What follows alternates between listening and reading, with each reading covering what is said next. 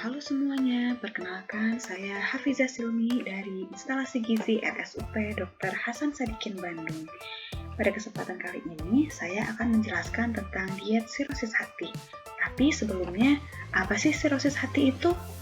Sirosis hati adalah kondisi yang ditandai oleh pengerasan pada hati karena terbentuknya jaringan parut pada hati akibat kerusakan hati yang terus-menerus dan berkepanjangan.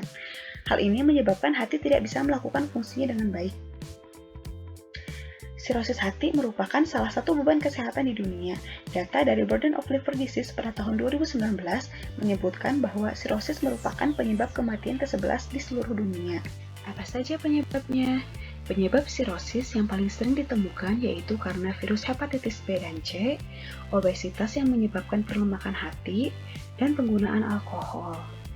Sirosis hati bersifat irreversible atau tidak dapat disembuhkan, sehingga yang dapat dilakukan yaitu mengurangi komplikasi dan mengurangi kerusakan hati lebih lanjut, salah satunya dengan cara berolahraga secara rutin dan menerapkan diet sirosis hati. Apa saja anjuran makan untuk penderita sirosis?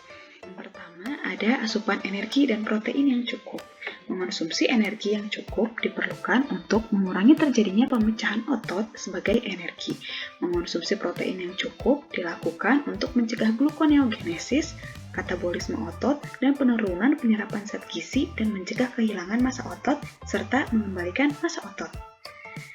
Sumber protein yang dianjurkan untuk pasien sirosis hati yang pertama yaitu protein nabati. Protein nabati memiliki serat yang lebih tinggi. Metabolisme serat oleh bakteri usus menciptakan pH kolon yang lebih rendah yang dapat mencegah penyerapan amonia. Contoh protein nabati yaitu kacang-kacangan, tahu, dan tempe. Kemudian ada asam amino BCAA. Asam amino BCAA dapat membantu meningkatkan nafsu makan, meningkatkan pembentukan otot, dan meningkatkan kualitas hidup. Asam amino BCAA dapat ditemukan di kacang-kacangan dan olahannya, juga daging, telur, dan ayam. Jenis lemak yang dianjurkan untuk pasien sirosis hati yaitu omega 3 dan lemak tidak jenuh. Penggunaan kedua jenis lemak ini dapat meningkatkan sensitivitas insulin. Omega 3 dapat ditemukan di minyak zaitun, ikan, dan sayur-sayuran hijau. Lemak tidak jenuh dapat ditemukan pada alpukat, minyak zaitun, dan kacang-kacangan. Untuk karbohidrat tidak dianjurkan untuk dibatasi walaupun sering terjadi gangguan sensitivitas insulin pada pasien sirosis. Asupan karbohidrat secara rutin dapat mencegah hipoglikemia. Namun, karbohidrat yang dianjurkan untuk pasien sirosis yaitu karbohidrat yang tinggi serat. Contohnya, roti gandum dan nasi merah. Kemudian ada frekuensi makan yang sering. Frekuensi makan dan snack yang sering dilakukan untuk mempermudah pasien memenuhi kebutuhan gizi dan menghindari keadaan tubuh dari kondisi puasa. Selanjutnya, pasien sirosis hati dianjurkan untuk makan makanan yang tinggi serat.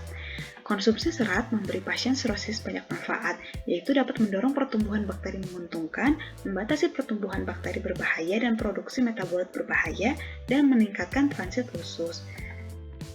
Sirosis hati juga dianjurkan untuk mengonsumsi probiotik. Probiotik dapat membantu mengembalikan komposisi mikroflora, juga menstabilkan dinding-dinding usus. Probiotik dapat ditemukan pada yogurt dan tempe. Lalu, apa saja makanan yang harus dihindari? Yang pertama, alkohol. Yang kedua, makanan tinggi garam seperti keripik, mie instan, dan makanan-makanan yang diawetkan seperti sarden, sosis, dan nugget. Kemudian yang ketiga ada makanan yang tinggi lemak, seperti makan makanan yang diolah dengan minyak panas. Berikut merupakan contoh menu untuk pasien sirosis hati. Pasien dengan sirosis hati dapat mengonsumsi makanan hingga 6 kali dalam sehari, dengan 3 kali makan makanan utama dan 3 kali makanan selingan.